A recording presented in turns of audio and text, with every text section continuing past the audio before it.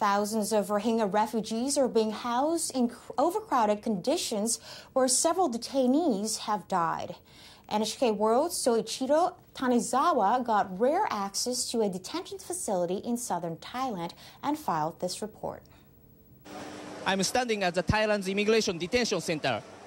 As you can see, hundreds of the Rohingya refugees have been detained here with more than 6 months without knowing what will happen to them.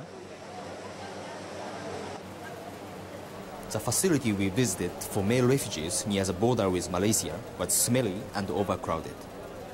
About 300 detainees were crammed into a space for just 100. Honestly, we feel really stressed. Please help us. Rohingya Muslims in western Myanmar have long been denied citizenship by the government. Sectarian violence with Buddhists that started last year encouraged more and more of them to flee. The UN estimates at least 27,000 Rohingyas fled by sea in rickety boats since last year.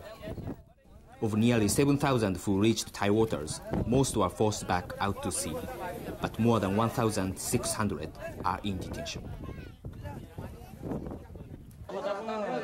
Thailand said it would let the Rohingyas stay for an initial period of 6 months. But that time is already up. Frustrated Rohingyas have protested in detention centers and scores have escaped. Concerns about poor conditions are mounting. Several Rohingya men are known to have died while in detention. Beneath this fresh grave with no headstone, 2 youths were silently buried. The Thai government says 7 Rohingyas died so far this year.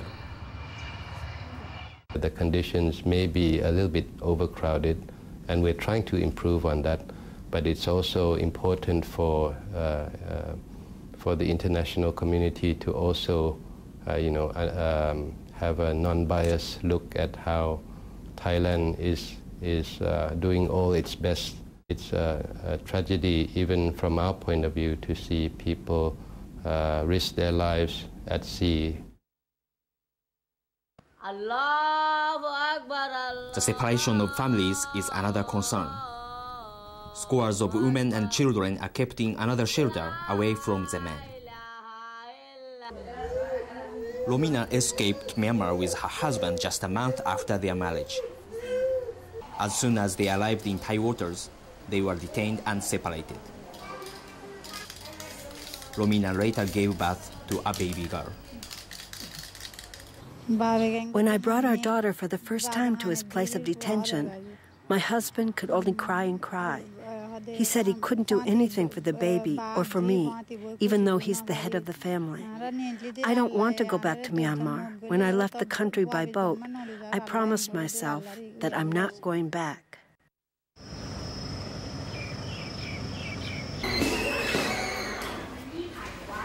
One day in mid-August, Romina was finally able to see her husband for the first time in 6 weeks.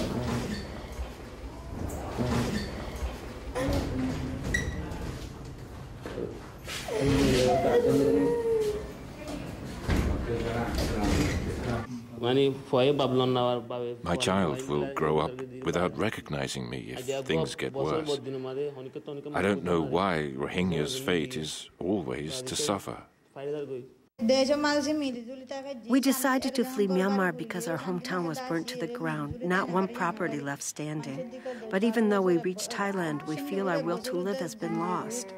I want to escape from all these problems by committing suicide.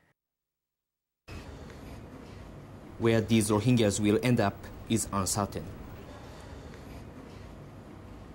But this is clear. The monsoon will end soon, and the Indian Ocean will be calm.